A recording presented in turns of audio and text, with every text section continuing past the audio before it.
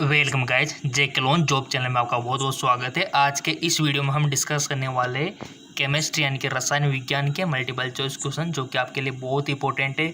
अगर आप BS nursing की तैयारी करना चाहते हैं, उनके फॉर्म के बारे में जानना चाहते हैं, एडमिशन का प्रोसेस जानना चाहते हैं, तो आप सही जगह आ गए, ठीक है। और चैनल को सब्सक्राइब करके बेल आइकन पर प्रेस कर सकते हो, ताकि आपको लेटेस्ट इन्फॉर्मेशन मिलती रहे।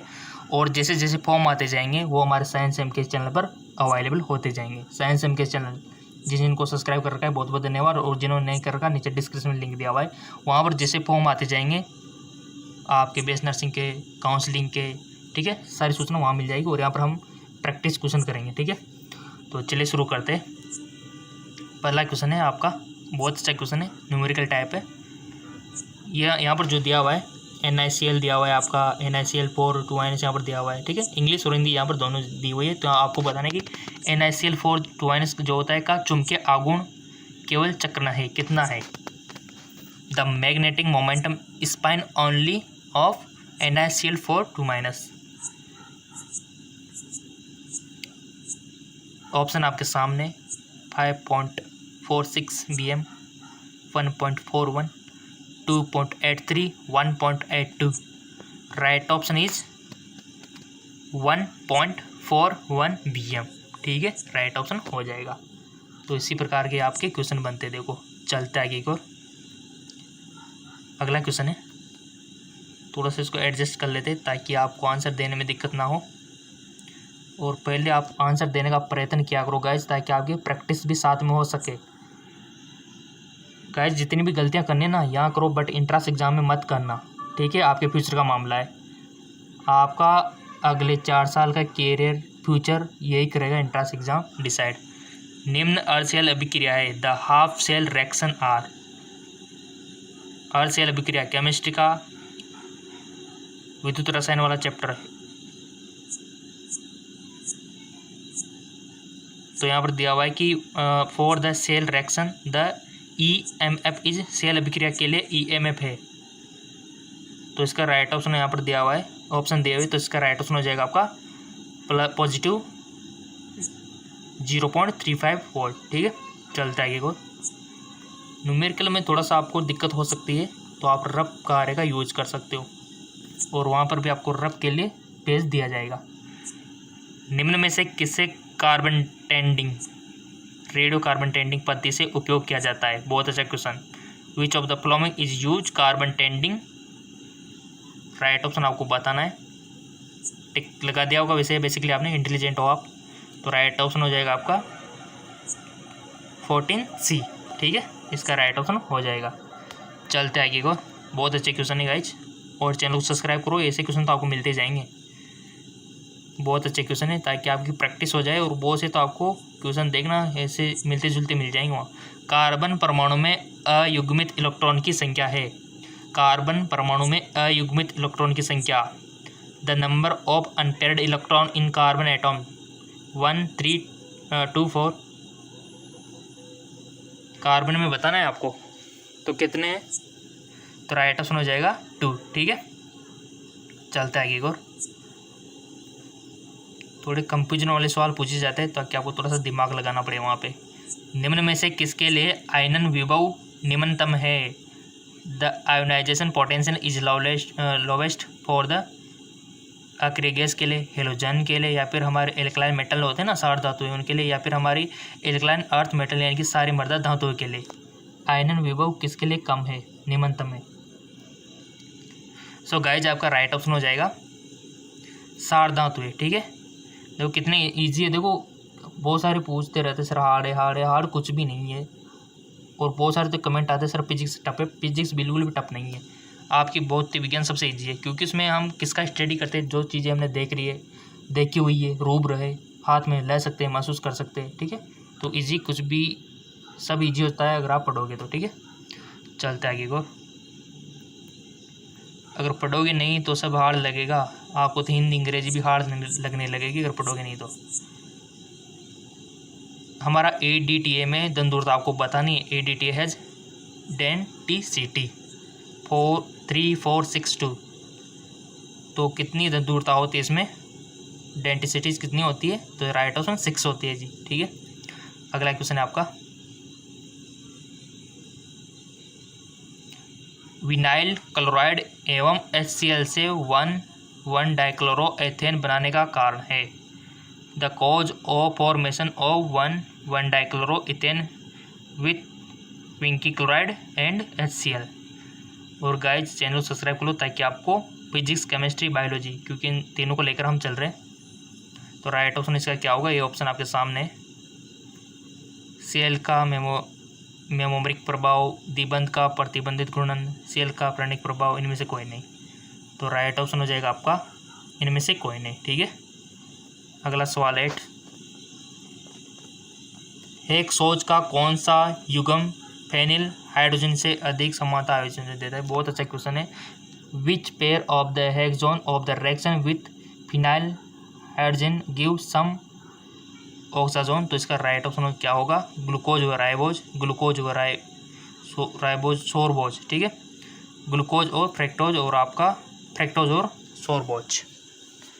एक सोच का कौन सा युग्म फेनिल हाइड्रोजन से अभिक्रिया कर समान ऑक्साजोन देता है? तो इसका राइट ऑप्शन हो जाएगा आपका ग्लूकोज व फ्रैक्टोज। ठीक है, चलते आगे को। न्यूमेरिकल टाइप है तो थोड़ा रफ कार्य की जरूरत आपको पड़ सकती है, बट क्वेश्चन ईजी है। अभिक्रिया ये आपके सामने दी हुई है, मैं एम आपको बताना है। ठीक है, ये जो रिएक्शन है आपके सामने, यहाँ से आप हिंदी में देख सकते हो, ये ऊपर का इंग्लिश में है। ठीक है, इन द रिएक्शन। तो रिएक्शन कौन सी है? ये वाली, ये आप देख सकते हो। तो इसमें आपको एम है, एम आपको बताना है, आइडेंटिफाई करना है। इसमें ये बहुत सी जगह में आ रहा है ना, ये क्या है? क्या ये आयरन है, गोल्ड है, जिंक है, या फिर कॉपर है? ये एम आखिर है क्या? यहाँ पर भी 4M लिख रखा है, यहाँ पर भी M लिख रखा है, तो ये M है आखिर क्या? तो इसका राइट ऑप्शन हो जाएगा आपका गोल्ड है जी। ठीक है, राइट। और गाइस तैयारी कर लो, BS नर्सिंग में बहुत सारे स्कोप है। अगर इसमें आपका सिलेक्शन हो गया तो आपकी लाइफ सेटल है गाइस, क्योंकि इसमें मैं आपको बताऊँ ना कि स्कोप ही बहुत सारा है, आपके स्टेट लेवल से सेंट्रल लेवल तक, और सेंट्रल लेवल से अफ्रोड तक। ठीक है, अफ्रोड का नाम सुनते एरोप्लेन याद आ गया होगा आप तो, क्योंकि अफ्रोड तो इसमें जाओगे ना आप। तो अगर इसमें जाना है तो तैयारी अच्छे से करो। ठीक है, क्योंकि विदेशों में भी BS नर्सिंग की डिमांड है, और आपको पता है कि तरह तरह की बीमारियाँ सामने आ रही है, तो सैलरी भी अच्छी खासी होती है। विदेशों में तो डॉलर में पेमेंट होता है BS नर्सिंग वालों का। तो बस आप नंबर ले आओ, सब बाकी सेटल हो जाएगा। कॉलेज में कोई दिक्कत ही नहीं आने देंगे हम। ठीक है, कॉलेज में किस प्रकार से पढ़ना है वो भी हम सिखा देंगे आपको। तो बहुत सारा स्कोप है, आपने सही डिसीजन लिया है BS नर्सिंग करने का। ठीक है, स्टेट लेवल से लेकर सेंट्रल लेवल तक, सेंट्रल लेवल से आपको अप्रोड तक, विदेशों तक आपकी पहुँच है, कहीं पर भी आप जॉब कर सकते हो। ठीक है, बट उससे पहले आपको ये एंट्रांस तो क्रैक करना ही होगा, क्योंकि अगर आप गवर्नमेंट से करते हो तो आपके लिए उसमें ऊपर रहता है प्लेसमेंट का। ठीक है, और वैल्यू भी रहती है गाइस, और आपको फ़ायदा भी रहता है, आपकी फीस कम लगती है। ठीक है, तो जितना हो सके आप नंबर लाने का प्रयत्न कीजिए, हम हमारी तरफ से पूरी कोशिश कर रहे हैं। जेके जॉब साइंस MKS चैनल और हमारा GK MCQ MK चैनल, ये तीनों आपको सपोर्ट कर रहा है। साइंस MK चैनल पर हम आपको जैसे जैसे फॉर्म आते हैं ना BS नर्सिंग के, कहाँ पर इंडिया में, जैसे पंजाब में आ गया, राजस्थान में हुआ, MP में हुआ, UP में आने वाला है, तो इनकी सूचना वहीं पर मिलती है साइंस MKS पर। उसका लिंक मैंने डिस्क्रिप्शन में दे दिया है। और जो जेके जॉब है वहाँ पर हम इसके अभी आप देख रहे हो प्रैक्टिस हम करा रहे हैं यहाँ पे। ठीक है, और जो हमारा GK MCQ MK चैनल है वहाँ पर रोजाना फिजिक्स, केमिस्ट्री, बायोलॉजी का आपको मल्टीपल चॉइस क्वेश्चन मिलते हैं, बट वो हिंदी मीडियम में। ठीक है, तो जाके उसको फॉलो कर सकते हो, लिंक इन सभी के डिस्क्रिप्शन में दे दिए। ठीक है, तो अगला क्वेश्चन है, वह प्रजाति जो लुईस अम्ल की तरह व्यवहार करते हैं लेकिन ब्रास्टेड अम्ल नहीं है? The species which behave as Lewis acid but is not Bronsted acid. O2- BF3 OH- NH2। तो इसका राइट ऑप्शन हो जाएगा आपका VF3। ठीक है, अगला क्वेश्चन, बेकिंग सोडा है जी, जिसको सूत्र पता है तो बहुत बहुत धन्यवाद, क्योंकि ये बचपन में भी आपने पढ़ा हुआ 10th में, 10th की बुक में आ जाता है। बेकिंग सोडा, ब्लीचिंग पाउडर, कपड़े धोने का सोडा, खाने का सोडा, सब कुछ आ जाता है। ठीक है, तो बता दो सो सिंपल इसका राइट ऑप्शन हो जाएगा आपका NaHCO3 यानी कि सोडियम बाइकार्बोनेट, इसको आप बोल सकते हो। और इसके अमल से क्रिया कराने पर कौन सी गैस मुक्त होती है गाइस? NaHCO3 से।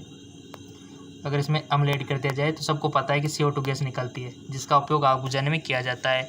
और साथ में ये इसमें कौन सा गुण होता है? इसमें सार का गुण होता है, यानी कि बेस का। तो इसको एसिडिटी में भी यूज़ किया जा सकता है। आपको जब एसिडिटी हो जाए, खट्टी डकार रहने लग जाए, तो इसका यूज कर सकते हो आप ऐसा, क्योंकि ये सार है। ठीक है, चलते आगे एक और न्यूमेरिकल टाइप क्वेश्चन है, तो थोड़ा आपको रफ कार्य की जरूरत पड़ सकती है। अभिक्रिया जो कि आपके सामने दी हुई है का ऊष्मा परिवर्तन माना जाता है। अभिक्रिया का ऊष्मा परिवर्तन माना जाता है।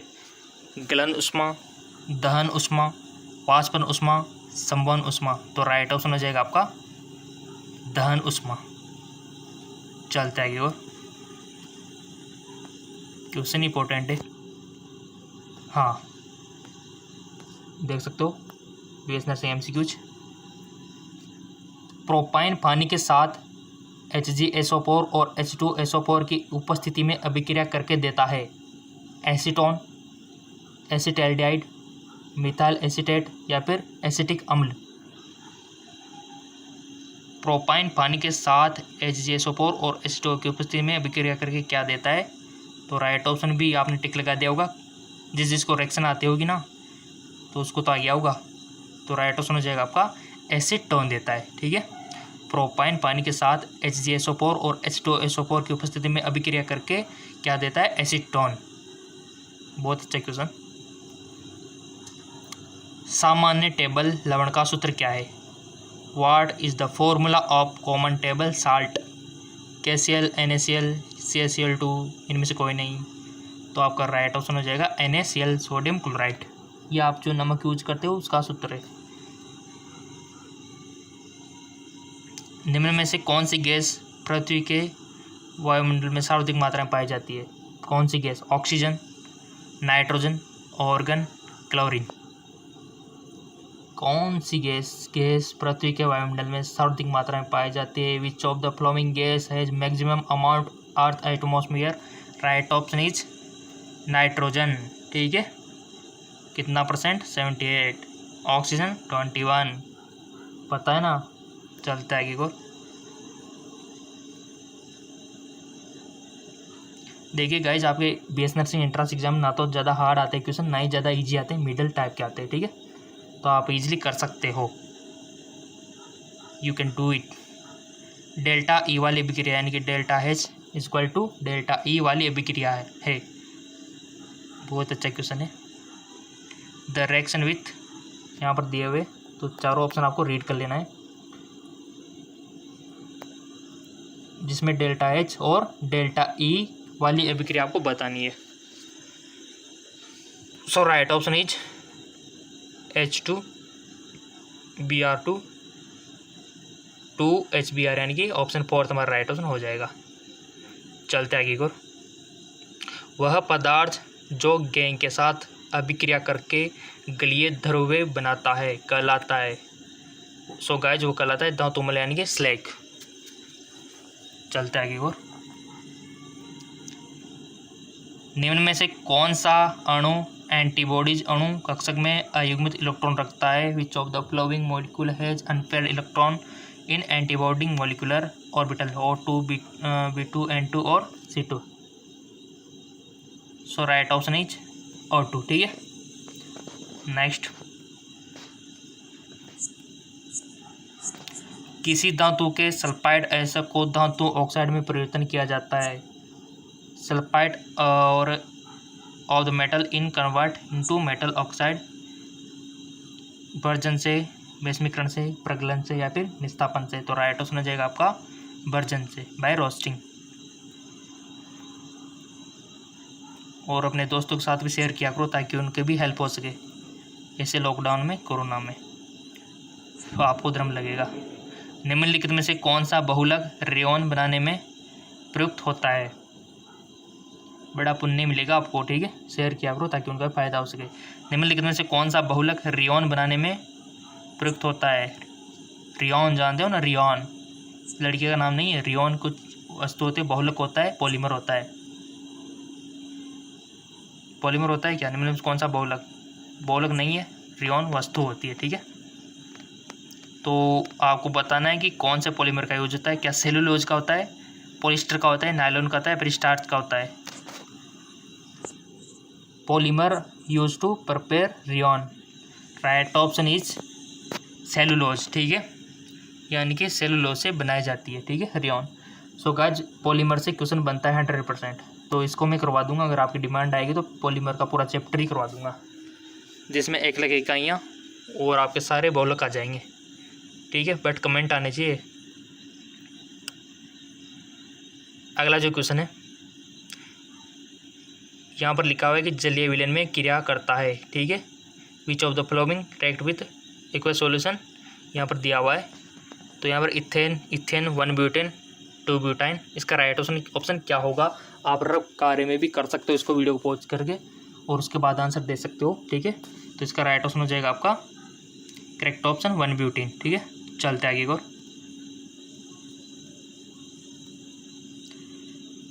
यहाँ पर दिया हुआ है, जब 2 ब्यूटाइन को H2 के साथ पैलेडियम BaSO4 की उपस्थिति में अभिकृत किया जाता है तो बनने वाला उत्पाद होगा। When 2 butyne is made for the react with H2 presence of the PDBaSO4, the product form is 1 butene, 2 hydroxybutene, 2 butene, या फिर सिस ट्रांस 2 ब्यूटेन, या फिर सिस 2 ब्यूटेन। सिस ट्रांस तो जानते हैं ना क्या होता है, बहुत सारा अंतर होता है इनमें। तो राइट ऑप्शन हो जाएगा आपका गाइज सिस 2 ब्यूटेन। ऐसे क्वेश्चन आते हैं केमिस्ट्री में, ऐसे क्वेश्चन बनते हैं गाइज आपके बेस नर्सिंग एंट्रेंस एग्जाम में। निम्न संगामी अभिक्रिया के लिए न्यूमेरिकल के भी आते हैं, बट इतने नहीं आते, ज़्यादातर थ्योरेटिकल भी आते हैं। ठीक है, और न्यूमेरिकल भी पूछ लिए जाते हैं। आपकी तैयारी बट सारी होनी चाहिए, कहीं से भी क्वेश्चन बन सकता है। निम्न संगामी अभिक्रिया के लिए दर नियतांक की इकाई है। Unit of rate constant of the following homogeneous reaction, तो यहाँ पर ऑप्शन दिए हुए मोल, लीटर, यूनिवर्स, मोल, ये इकाइयाँ तो याद रखनी है गाइज। हर जितनी भी केमिस्ट्री में इकाइयाँ दी हुई हैं, यूनिट दी हुई है ना, सारी आपको याद रखनी है हर चीज़ की। ठीक है, तो इसका राइट ऑप्शन क्या होगा कि निम्न संगामी अभिक्रिया के लिए दर नियतांक की इकाई क्या है? तो इसका राइट ऑप्शन हो जाएगा लीटर, मोल, यूनिवर्स, सेकेंड यूनिवर्स। ठीक है, तो राइट ऑप्शन ये हो जाएगा। चलते आगे को।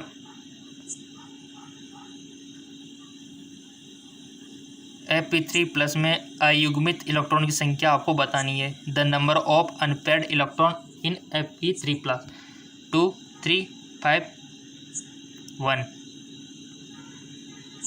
सो इसका राइट ऑप्शन हो जाएगा 5। ठीक है, अयुग्मित इलेक्ट्रॉन पूछा जा सकता है, और निकालना तो सबको आता है ना अयुग्मित इलेक्ट्रॉन।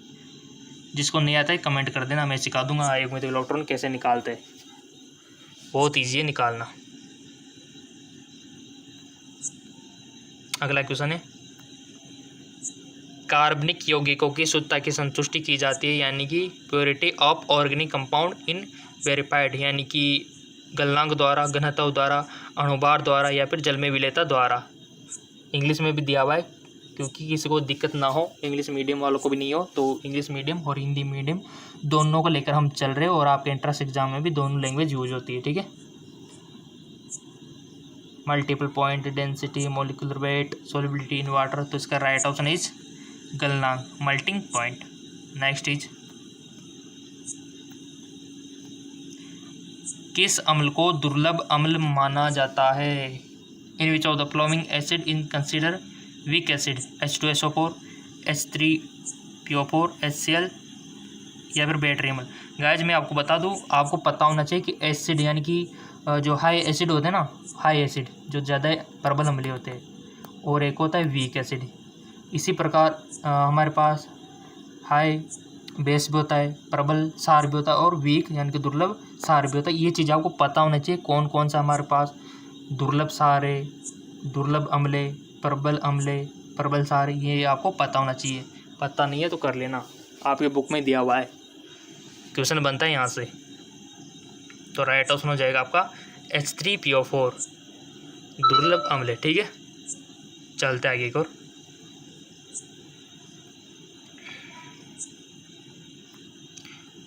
सरल घनीय एकक कोष्ठिका के लिए समन्वय संख्या का मान आपको बताना है।